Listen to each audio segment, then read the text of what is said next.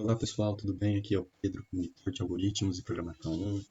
Eu estou aqui atendendo a pedido de vocês que pediram para eu poder fazer novamente os vídeos resolvendo os exercícios do simulado do João. Como eu acredito que vocês já tiveram a experiência de passar pela prova 1, de fazer os exercícios do simulado da P1, então nesse vídeo eu vou fazer um vídeo mais rápido, vou passar mais rápido pelas soluções dos exercícios, tanto que eu não vou fazer as soluções junto com vocês, eu já fiz as soluções previamente, então eu já tenho todas as soluções prontas. E nesse vídeo eu vou fazer os comentários explicando cada passo da solução que eu fiz. E lembrando que essas soluções que eu gravo para vocês em vídeo não é para vocês virem aqui copiar exatamente o que eu fiz. Isso aqui é para caso vocês tenham alguma dúvida ou queiram ver algum tipo de solução que seja diferente do que vocês desenvolveram. Então eu recomendo que antes de assistir esse vídeo você faça todas as soluções do simulado. Veja se tem alguma dúvida, se tem algum problema, e se caso você tiver você travar em algum exercício, você volta e assiste esse vídeo aqui. E mesmo para quem conseguiu resolver tudo, sem nenhuma dúvida, deu tudo certo, eu recomendo mesmo assim que volte e assista esse vídeo, para você entender a lógica de outra pessoa, para você ver outros pontos de vista de como resolver aquele mesmo exercício e entender que na programação não é só um jeito que resolve aquele determinado exercício. Então, feitas essas considerações iniciais, vamos começar a nossa solução. Vamos começar aqui com o nosso problema A, que ajude a descobrir a identidade de Fred Hubble. Nesse exercício, a entrada será um número inteiro G, G sendo maior que 1 e menor ou igual a 20, que representa a ordem da matriz construída. E a saída será a matriz identidade de dimensão quadrada de ordem G. Então ele colocou no primeiro exemplo aqui de entrada, colocou 7 e o exemplo de saída é uma matriz identidade com dimensões 7. Então é uma matriz 7 por 7, que tem 7 colunas e 7 linhas, onde a diagonal principal é composta por 1 e o restante é composta por 0. Então vamos vir aqui, e aqui eu já montei a solução. Ele fala que a entrada é somente um número inteiro, de 1 a 20, que vai ser a dimensão da matriz. Então a gente vai ler a variável g, e scanf%d é endereço de g. Então a gente vai ler esse g e guardar na variável com o endereço de g. Aí a gente vai criar o laço básico de todas as matrizes, que é for i igual a 0, i menor que g, i mais mais, for j igual a 0, enquanto j é menor que g, j mais mais. Que é para cada linha, eu vou percorrer uma coluna. Então todas as linhas que eu tenho, eu vou estar percorrendo todas as colunas da matriz. O que acontece? Na matriz identidade, em todas as matrizes de ordem quadrada, a diagonal principal é quando o índice da coluna é exatamente igual ao índice da matriz. Então, aqui no caso, no índice 0, 0 é 1, aqui no 1, 1 também é 1, 2, 2 é 2 e no restante é 0. Então, quando j for igual a i, enquanto o índice da coluna for igual ao índice da linha, eu tenho que printar 1. E se não for, eu tenho que printar 0. Então, eu vou fazer, e aí eu vou printando 1 para a diagonal principal e 0 para a diagonal secundária. E após cada um desses, para eu formatar bonitinho a minha tabela, tem um espaço entre os 1s e os 0. Então eu vou enquanto o J for menor que o G menos 1, eu tenho que printar um espaço. Por quê? O que acontece? Muita gente, na hora de fazer esse exercício, dá presentation error, porque na hora de jogar no Boca, às vezes a pessoa está imprimindo porcento %d e espaço aqui, por exemplo. E espaço, um espaço e 0 espaço. O que acontece? Ele vai funcionar direitinho quando você rodar aqui no terminal. Ele vai dar tudo certo e aí vai rodar aqui, vai rodar com esse espaço e vai formatar direitinho. O que acontece? Ele acaba imprimindo um espaço após esse último 0. E aí lá no Boca vai dar um presentation erro, então você tem que tomar bastante cuidado com isso. E aí o que deve ser feito? Você tem vários jeitos de solucionar isso. A minha solução preferida eu vou printar a tabela. Então eu vou printar aqui o 1 e se não for a última linha, a última coluna, perdão, se não for a última coluna, e nela eu não preciso printar espaço, mas nas outras eu preciso printar um espaço antes. Então, se não for a última coluna, eu printo um espaço e reinicio o for. E quando eu chegar na J, J vai ser o valor de G menos 1, aí eu não vou printar esse espaço e ele vai formatar certinho. Então, quando a gente roda aqui, não vai acabar printando aquele espaço a mais no final da tabela. Então, por exemplo, naquele caso, no caso de teste 0, teste, e aí ele imprime a matriz de identidade de ordem 7. Aqui você pode ver que todos os números da diagonal principal são 1 e os números das outras casas são 0. Já no exercício B, falando ainda sobre matrizes, com o nome bug na matriz, ele quer que a gente leia uma matriz, ele vai começar dando 2 inteiros, que é o tamanho da linha e o tamanho da coluna, correspondente ao número e à quantidade de linhas e colunas, sendo o número de linhas menor ou igual a 1 e a coluna menor ou igual a 100. Então, nos exemplos de entrada, a gente vai ler a quantidade de linhas e a quantidade de linhas e a quantidade de colunas que vai ter nessa entrada. Em seguida, ele vai colocar para a gente a matriz, contendo números inteiros de até 2 elevado a 31 bits. E a saída será a matriz transposta que ele recebeu na entrada. A matriz transposta ela é a mesma matriz que você recebeu, só que em vez de você imprimir linha e as colunas, você imprime primeiro as colunas e depois as linhas. Então, aqui, no caso, a primeira coluna era 1, 3 e 5, e aí eu vou transformar essa coluna, que é 1, 3 e 5, em uma linha, que é 1, 3 e 5. Então, o que a gente vai fazer?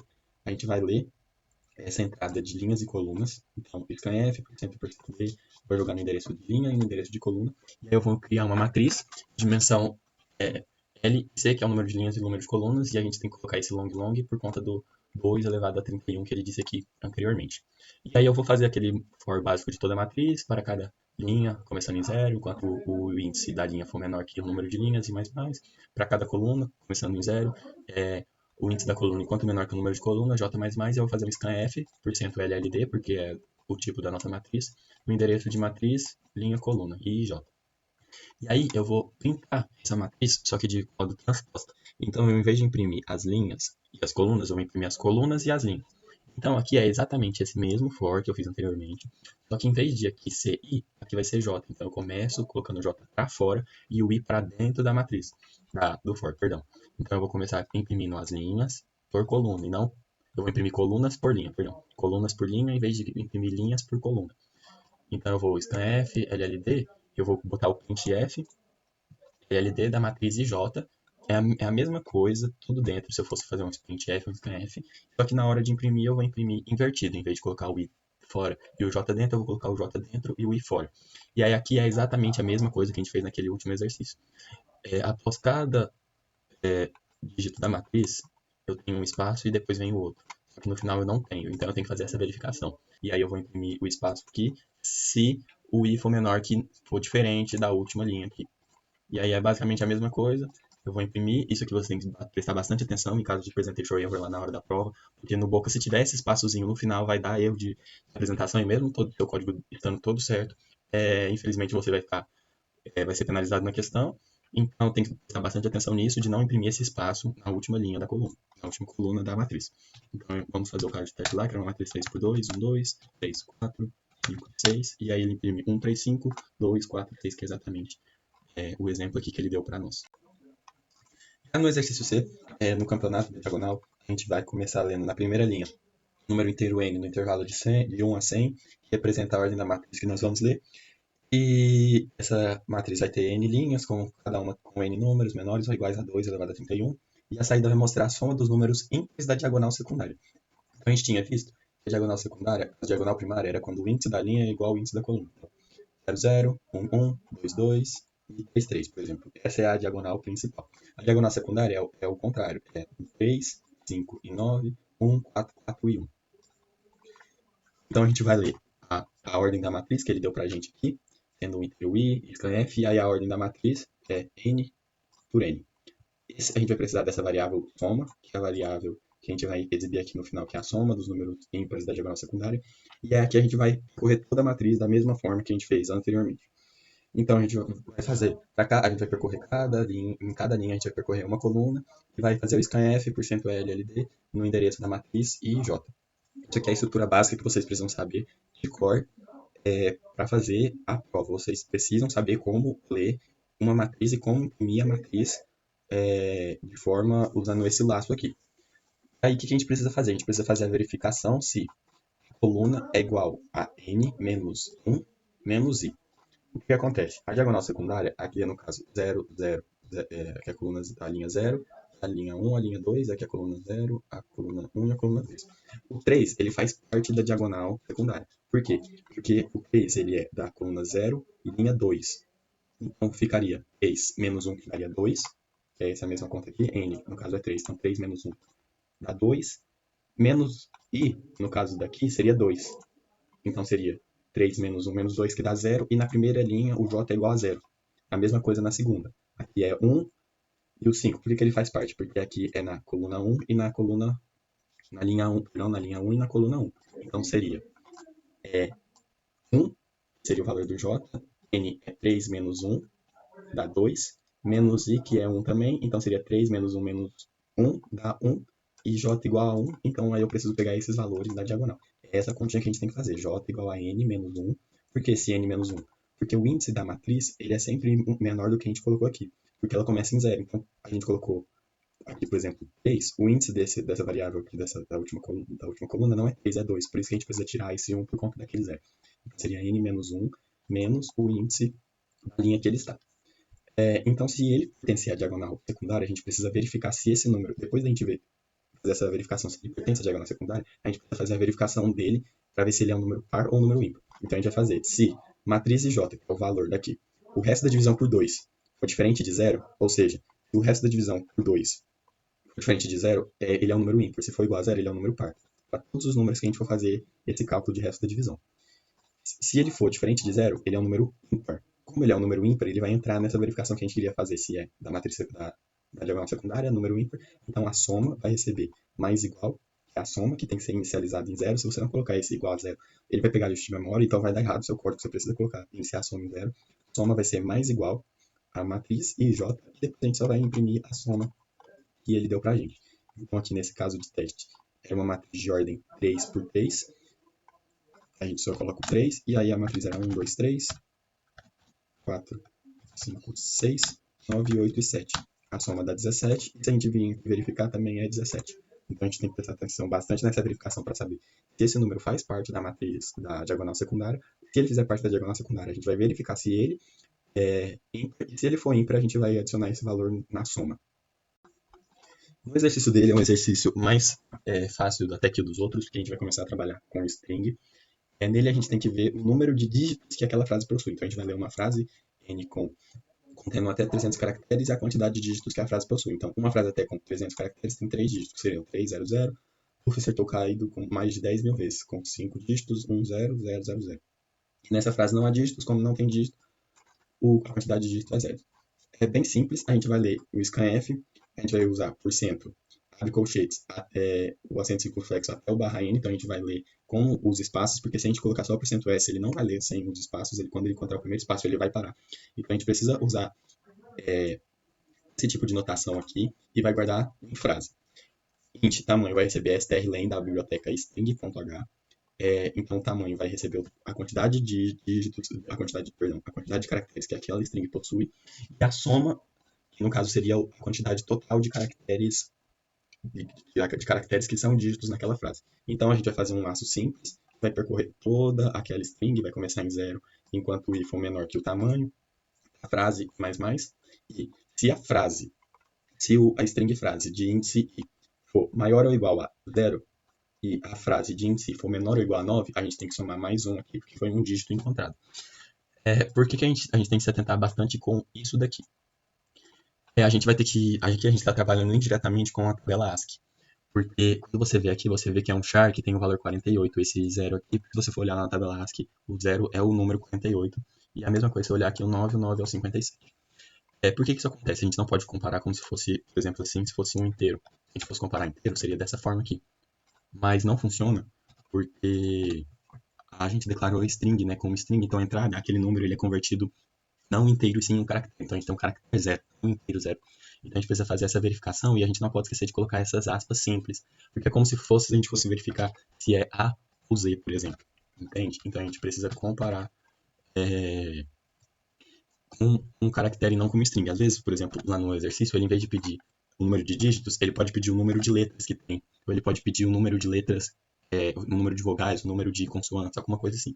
Então a gente tem que fazer essa verificação usando comparação de caracteres e não comparação de inteiros, mesmo que o 0 seja um algarismo e o 9 também, a gente não pode. Então na tabela ASCII, se ele for maior ou igual a 0, se o caractere na tabela ASCII for maior ou igual a 0, estiver nesse intervalo, e menor ou igual a 9, então ele é um dígito. Então a gente vai entrar aqui dentro, vai somar mais 1, e aí a gente vai cair, e aí a gente vai no final printar essa soma, que seria a quantidade de caracteres encontrados. Então, por exemplo, se a gente vir aqui e jogasse aqui, ó, uma frase com até 300 caracteres, aqui, jogar, vai dar 3, que é a resposta que a gente queria.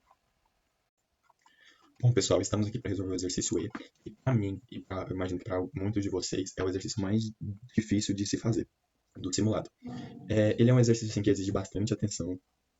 Assim, depois que você entende a lógica, ele fica um pouco mais tranquilo, mas não deixa de ser um exercício difícil. Você tem que ter bastante atenção. Eu fiz assim de um jeito que para mim é o jeito mais simples, que usa menos linhas de código, mas existem outras milhares de maneiras de resolver esse exercício. Então eu vou fazer aqui para vocês e eu espero que vocês consigam entender do modo que eu fiz. Bom, o exemplo de entrada, ele representa o mapa do Pac-Man usando um grid, em que o caractere O representa as posições vazias, o caractere F representa a posição do fantasma e o caractere P representa a posição do Pac-Man. E o objetivo é calcular a menor distância, a menor quantidade de passos que o fantasma precisa dar para alcançar o Pac-Man, ou a distância entre o fantasma e o Pac-Man. E como o movimento só pode ser feito para cima, para baixo, para direita e para esquerda, a gente não tem a possibilidade de andar na diagonal, então ele acaba se tornando um exercício até um pouco mais fácil de calcular. Então, assim, primeiro para começar esse exercício, eu preciso mostrar para vocês como nós calculamos a distância, porque depois da gente saber como se calcula a distância, fica mais fácil da gente conseguir. Fica mais fácil, não. É necessário que a gente saiba calcular a distância para poder construir o nosso problema. Então, gente, nós temos essa imagem aqui que representa aquele teste de entrada que nós temos aqui no problema, que seria o primeiro exemplo de teste de entrada. O nosso cálculo, a gente pode ver aqui que o nosso fantasma está na posição 2 e 1, como no grid aqui da tabela, na posição 2 e 1, e o nosso Pac-Man está na posição 5, na coluna 5 e na linha 4. A fórmula da distância é a linha do fantasma menos a linha do Pac-Man, mais a coluna do fantasma menos a coluna do Pac-Man, em módulo. É importante a gente lembrar disso. Então a gente pega a linha do fantasma, que é 1, menos a linha do Pac-Man, que é 4, e aí a gente faz 1 menos 4, dá menos 3. Como é o módulo, a gente transforma em 3. E a mesma coisa que a gente fez para a linha, a gente faz para a coluna. A coluna é 2, então a gente pega 2, a coluna do fantasma é 2, a coluna do Pac-Man é 5, 2 menos 5 dá menos 3. Mas como é em módulo, fica mais 3, então a gente fica 3 mais 3 dá 6. Então esse é o cálculo que a gente usa para calcular a distância. E aí, como a gente usa esse módulo, tanto faz você fazer a linha do fantasma menos a linha do Pac-Man ou a linha do Pac-Man menos a linha do fantasma. A ordem não importa por questão desse módulo aqui. E aí eu vou mostrar para vocês como a gente pode fazer esses cálculos utilizando o módulo em C. Bom, como eu falei aqui do módulo, por isso que a gente vai precisar dessa biblioteca que é a stdlib, imagino que algum de vocês já deve conhecer, porque a gente vai usar a função ABS, mas isso por enquanto agora não vem ao caso, vai ser mais no final do programa que a gente vai começar a usar. Bom, então, para calcular o problema, para calcular a distância no problema, a gente precisa saber qual é a coluna do Pac-Man, a linha do Pac-Man, a coluna do fantasma e a linha do fantasma. E essas 4 variáveis vão armazenar as posições certinhas de onde está o Pac-Man e onde está o fantasma. E a gente inicializa todos com menos 1, porque no começo da leitura a gente ainda não sabe onde eles estão. E aí, quando a gente encontrar cada um deles, essas variáveis serão atualizadas. E é assim que essas variáveis forem atualizadas, o nosso programa encerra. Porque quando as variáveis são atualizadas, o programa vai entender que a gente encontrou a posição do Pac-Man e a posição do fantasma, então o programa pode ser encerrado. E aí a gente vai ir controlando a leitura. Agora a gente criou 2 variáveis que representam a posição atual da leitura, que é a linha atual 0 e a coluna atual 0. E a linha atual indica em qual linha estamos, a coluna atual indica em qual coluna estamos. E aí também declaramos uma variável C, que vai armazenar cada caractere lido. E aí agora a gente começa a ler o mapa. A gente usa um while porque o enunciado não informa quantas linhas existem. Ele disse que terá L linhas com C colunas, mas ele dá um intervalo aqui, mas ele não define pra gente qual é a quantidade. Então a gente tem que ficar lendo até o programa encerrar, até o final do arquivo. E aí então a gente vai ler caractere por caractere até chegar ao final da entrada. E aí a gente vai usar este cálculo aqui, por exemplo, para encontrar o Pac-Man. Se o caractere lido for P, significa que nós encontramos o Pac-Man, sabemos onde está o Pac-Man. Então guardamos a sua linha e a sua coluna. Depois incrementamos a coluna, porque acabamos de avançar uma posição no mapa. Então a gente encontrou o Pac-Man na posição. Nós, por exemplo, encontramos o Pac-Man aqui nessa posição. A leitura ela avança para a próxima posição, por isso que a gente precisa incrementar essa coluna atual. A mesma coisa serve para o fantasma. Se o caractere encontrado for F, a coluna do fantasma é a coluna atual, a linha do fantasma é a linha atual, e a coluna atual ela também sofre esse incremento porque a gente passou a olhar para a próxima coluna. Se o C digitado for um O, é uma posição vazia, a gente só avança para a próxima coluna. Agora a gente vai mudar de linha. Quando a gente encontra no final da linha o caractere de quebra de linha, significa que terminamos uma linha do mapa. A gente incrementa a linha atual, porque a gente passou da primeira linha. Aqui a gente não consegue ver, mas tem um barrainho nessa posição aqui. Então a gente incrementou, depois do zero, depois do O, a gente tem um barrainho. Então a gente incrementa mais um na linha, porque a gente saiu da linha atual, que era a linha 0, e passou para a linha atual para 1. Depois a gente zera a coluna atual, porque a gente estava no final aqui na coluna 6, e a gente passou para a coluna 0 de volta. E aí a gente vai encerrar o programa antes de fazer o cálculo da distância. E é aquela variável que a gente usou lá no começo. A coluna do Pac-Man, quando ela for diferente de -1, e linha do Pac-Man diferente de -1, e coluna do fantasma diferente de -1, e linha do fantasma diferente de -1, significa que todos os valores de coluna do Pac-Man, linha do Pac-Man, coluna do fantasma e linha do fantasma foram atualizados. Ou seja, a gente encontrou onde está o F, a gente encontrou onde está o P. Então não tem mais necessidade de a gente continuar lendo. Por isso a gente pode usar o break e sair do laço. E é assim que a gente sai do laço, a gente usa essa fórmula que está na imagem aqui que eu mostrei para vocês, para a gente poder calcular a distância, que é o módulo da linha do fantasma menos a linha do Pac-Man, mais o módulo da coluna do Pac-Man menos a linha do fantasma, ou vice-versa, tanto faz. E aí a gente vai usar para calcular o módulo em C, essa função chamada ABS da biblioteca stdlib.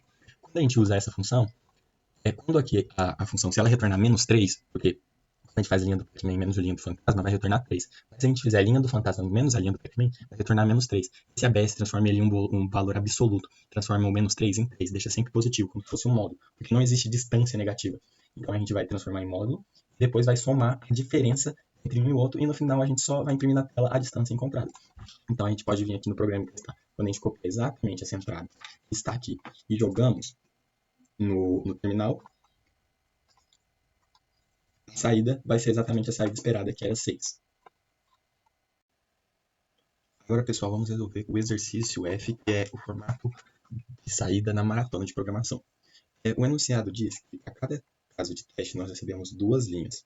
E a primeira é a saída produzida pelo competidor e a segunda é a saída correta que foi gerada pelo juiz, a saída esperada que nós precisamos. Esse primeiro valor que nós recebemos é o número de testes que nós vamos ter.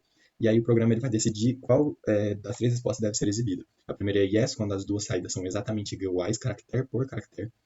A segunda, output format error, quando o conteúdo está correto da string, mas o competidor colocou espaços extras que não deveriam estar ali. E a terceira é wrong answer, quando existe alguma diferença no conteúdo da resposta. Então a ideia dos algoritmos é seguir exatamente essa ordem da verificação. Verificar primeiro se é yes, depois output format error e por fim wrong answer. A gente não deve fazer a verificação conforme o exemplo da saída aqui, porque a gente precisa verificar primeiro se o conteúdo da string é o mesmo, só que contém espaços, antes de falar que é wrong answer.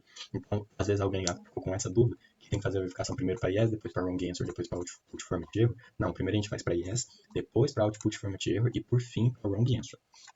Então, vamos vir para o nosso código. As bibliotecas que nós vamos usar é a padrão, stdio e essa biblioteca string.h que vocês vão precisar saber bastante para essa prova. Ela é a biblioteca que contém funções como strcmp, strcpy, strlen e outras funções. Mas essas que eu disse são as principais que vocês mais vão usar e mais precisam saber. Não que as outras não sejam importantes, vocês devem sim saber o que as outras fazem. Mas essas são as que mais caem na prova, então é bom vocês saberem. As funções strcmp, de comparar, strcpy, que é de copiar, e strlen, que é a de verificar o tamanho da biblioteca string.h, mas não deixa de estudar as outras, porque nós precisamos saber dela. Então, a gente começa aqui o nosso programa, e então a gente vai declarar esse int n, que é primeiro a quantidade de casos de teste, e depois nós usamos um getChar. O getChar é necessário porque o scanf ele deixa o enter armazenado no buffer, e aí como logo em seguida a gente vai usar o fget, a gente precisa remover esse enter para que a primeira leitura comece corretamente. Senão ele leria na primeira leitura que é a entrada, ele leria como só o /n que sobrou aqui no final, e aí daria problema, então a gente precisa usar esse getChar para consertar isso. Esse n é o valor de número de vezes que a gente vai repetir o nosso laço principal. Será executado n vezes. Então a gente vai ler as respostas da entrada do juiz, da entrada do programador e a entrada e a saída esperada do juiz. A variável entrada vai armazenar essa resposta enviada pelo competidor e a variável vai armazenar a resposta correta, que é a resposta esperada. A gente usa fget porque as frases podem conter espaço. E aí o scanf por %s pararia de ler no primeiro espaço, aí daria problema. Então é recomendado a gente usar fget. Na primeira comparação, ela é a verificação mais simples de todas. A gente usa a função strcmp que compara 2 strings. Se ela retornar 0, significa que as 2 strings são exatamente iguais. Todo o conteúdo dela é exatamente o mesmo. Nesse caso, imprimiria yes. Aí a gente precisa tomar cuidado com essa questão do %d, porque ele pede que a gente imprima qual caso de cada resposta. Aqui no caso, eu usei %d e aí eu estou imprimindo i mais 1. Por que i mais 1? Porque eu declarei o i como 0. Então, seria i como 0, 0 mais 1 dá 1. Eu poderia ter feito o laço, por exemplo, com i igual a 1, enquanto i for menor ou igual a n, e aí aqui eu imprimiria somente i, não precisaria colocar o i igual a mais 1.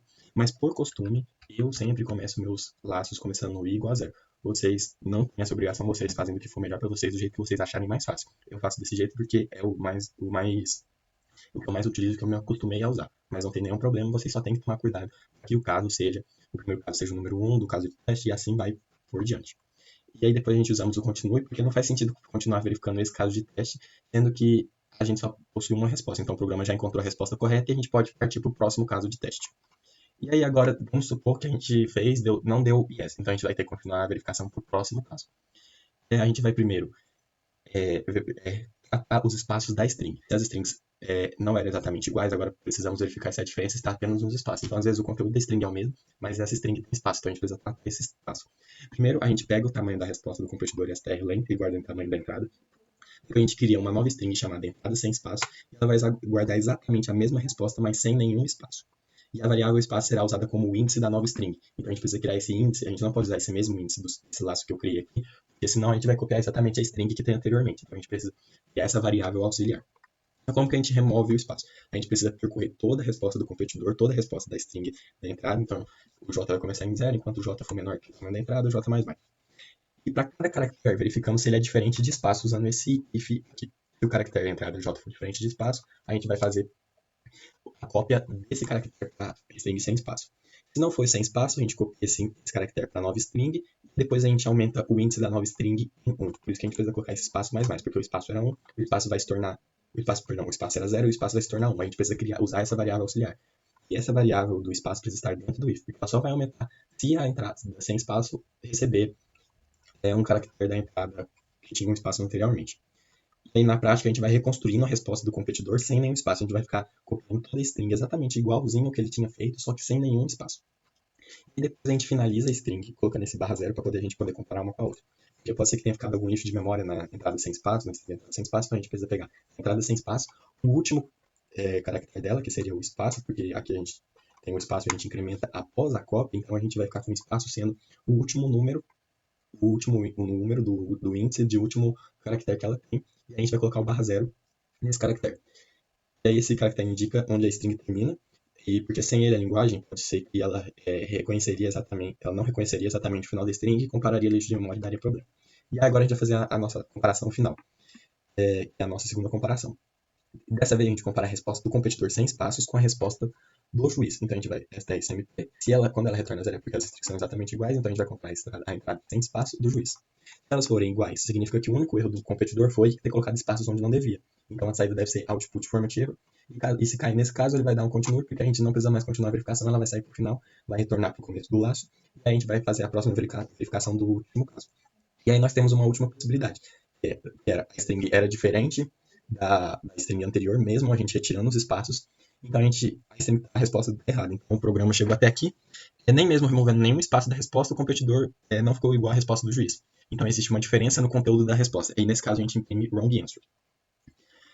Então, assim, resumindo toda a lógica do algoritmo, a gente primeiro verifica se as duas respostas são exatamente iguais.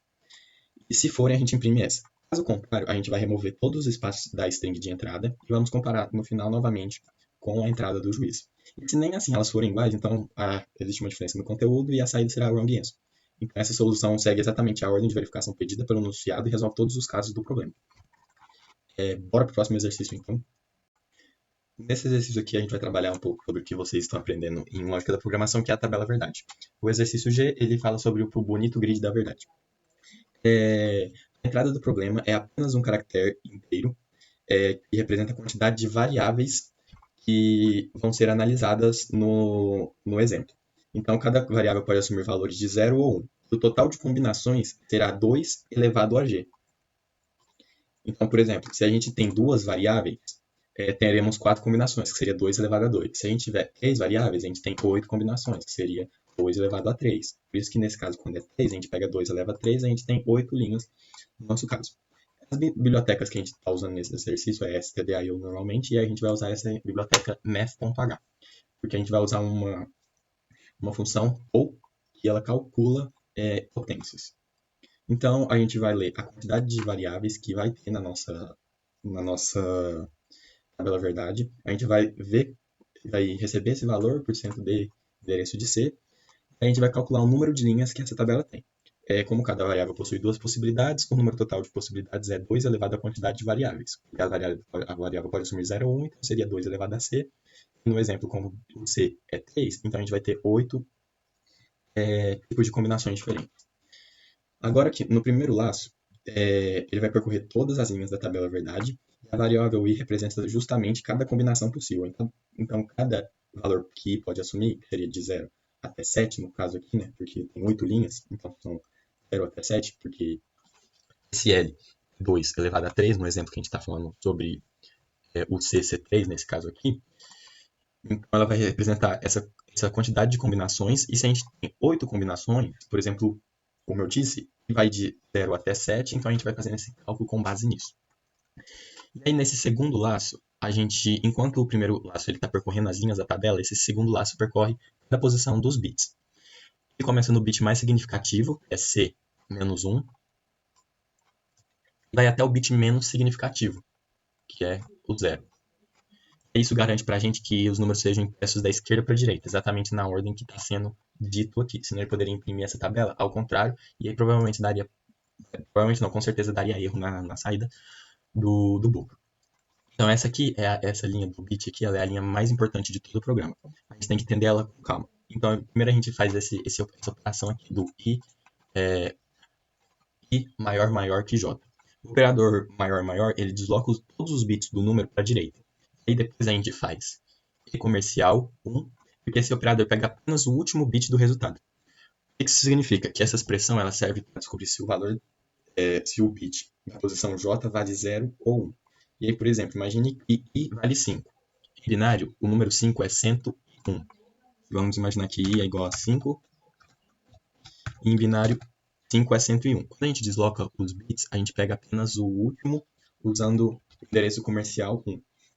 O E comercial 1. E aí a gente consegue descobrir o valor de cada posição individualmente da tabela verdade, que seriam os bits que nós vamos usar. E aí, por fim, a gente vai imprimir esses bits, formando cada linha da tabela verdade, e a gente coloca esse espaço entre os números, mas a gente já, igual nos exercícios anteriores, a gente só imprime quando a gente ainda não chegou ao último bit. Porque isso evita que fique o espaço depois da última linha antes do barra N, e não dê presentation error na hora da gente jogar lá no boca. E aí a gente coloca esse barra N no final para poder fazer a quebra da linha, né, tabela, e aí a gente já finaliza o nosso programa. Esse exercício aqui é bastante importante para a gente entender como funcionam as operações com bits. Tem um vídeo, o João colocou no Teams um vídeo que ele é muito importante para vocês, é importantíssimo que vocês assistam esse vídeo, porque sempre cai exercícios relacionados com operações bitwise, então é fundamental que vocês assistam esse exercício, não esqueçam de ver esse vídeo, é fundamental para que vocês consigam responder esse exercício na prova. Porque quando você olha o código, não é um exercício difícil, é um exercício relativamente fácil. Exemplo desse H aqui que usa as operações. Ele é um exercício muito simples, só que se você não conhece os operadores, é impossível de você conseguir responder eles. Então, como eu já puxei aqui o exercício H, a gente já pode puxar ele aqui para a gente poder resolver ele. E no exercício H, o último exercício, o desafio de hoje, aqui ele explica para a gente como que funciona essa operação, então é importante que vocês vejam os vídeos, estudem isso daqui, porque é importante, com certeza vai ter um exercício parecido na prova. Então, vamos lá. O problema é que ele fornece dois números inteiros e pede para imprimir o resultado da operação. Entre eles, a operação SHOR entre eles, e a entrada ela pode conter vários casos de teste, então precisamos continuar lendo até o final do arquivo, ou seja, a gente vai ficar lendo até não ter mais números a serem lidos. E a grande sacada assim, que a gente precisa ter desse exercício é conhecer esse operador aqui, que é o operador circunflex, que realiza essa operação de SHOR bit a bit. A gente vai usar só a biblioteca Parão nesse exercício, e aí a gente vai declarar as variáveis. A gente vai declarar a variável long int n1 e n2, que são os dois números que a gente vai ler, e a gente usa esse tipo da mesma forma que eu falei, porque os números da entrada, eles podem ser até 2 a 31, se eu não me engano aqui, disse, terá um inteiro de 32 bits. Então, o tipo int não caberia esse número dentro, então a gente precisa usar long, porque podem ser muito grandes e não cabam no int comum. E a gente vai fazer esse while, scanf, %lld, até ele ser diferente de OF. E essa é a parte mais importante da leitura. Porque ao invés de sabermos quantos casos de teste existem, né, porque ele não disse pra gente, o problema é ele pede que a gente continue lendo até o final da entrada. Então, a gente vai precisar desse while, e o scanf ele vai tentar esses dois números, e quando ele não conseguir fazer essa leitura, o laço... E quando ele não fazer a leitura, o laço encerra, e se ele fizer a leitura, o laço vai continuar sendo executado. E aí agora aqui é muito simples, a gente só vai imprimir a operação pedida pelo exercício, usando o operador circunflexo. Ele compara os bits dos dois números, então é igual aqui, ele utiliza essa regra que ele disse aqui, por exemplo, os números 7 e 5, a saída seria 8, pois o 7 em binário é 0, 1, 1, 1, e o 15 é 1, 1, 1, 1, 1. Então ele vai pegar, vai fazer a operação SHOR, é pegar e ver se que seria o ou exclusivo, né? Ver se os dois são diferentes um do outro. Então, 0 e 1 eles são diferentes, então ele vai retornar 1. 1 e 1 é igual. 1 e 1 é igual, 1 e 1 é igual, ele vai retornar 0. E aí o computador faz essas operações com os bits, dois números ao mesmo tempo, e gera esse outro número, e ele printa esse outro número na tela. Então, assim, igual eu falei, é um exercício bastante simples. Vocês vão usar só entender o básico de laço, de ler o scanf até o frente de EOF, que vai cair bastante. Vocês precisam saber isso daqui, e é só printar. Só que vocês precisam tomar cuidado com essas operações, porque provavelmente na prova não vai cair essa mesma operação for. Então vocês precisam saber qual operação está pedindo e qual operador eu devo usar para obter esse número binário. Bom, pessoal, então essa foi a nossa resolução dos exercícios do simulado. Eu espero que tenha sido produtivo para vocês, que vocês tenham tirado as dúvidas de vocês. Se alguém ainda continua com alguma dúvida, sinta-se à vontade para mandar mensagem para mim, seja pelo Teams ou pelo e-mail. Meu e-mail é pedro.mar@uf.br. É mais fácil de eu responder vocês pelo Teams, mas eu vou responder vocês também pelo e-mail. De preferência pelo Teams, que provavelmente eu vou responder vocês mais rápido. Lá no Teams também eu já deixei meus horários de atendimento, então assim, se vocês tiverem alguma dúvida e quiserem marcar um atendimento comigo, vocês podem marcar, seja presencialmente ou seja de forma online, dentro daqueles horários que eu mandei. Só peço que vocês marquem com antecedência, porque eu preciso preparar a aula para vocês, ver no que vocês estão de dificuldade, para preparar melhor a monitoria para vocês, o melhor atendimento possível. Se alguém não precisar de um atendimento, mas tiver alguma dúvida específica em algum exercício, alguma coisa rápida, pode mandar mensagem, assim que possível eu conseguir ver, eu já vou responder vocês, sem nenhum problema. Então aqui eu vou desejar uma boa sorte para vocês na prova do João, que vocês tenham calma, paciência. Tentem resolver novamente os exercícios do simulado se você já fez, resolve de novo. Tenta procurar talvez soluções mais rápidas para você fazer e conseguir resolver tudo a tempo. Bom, no mais é isso, qualquer coisa entre em contato comigo, estou à disposição de vocês. Muito obrigado.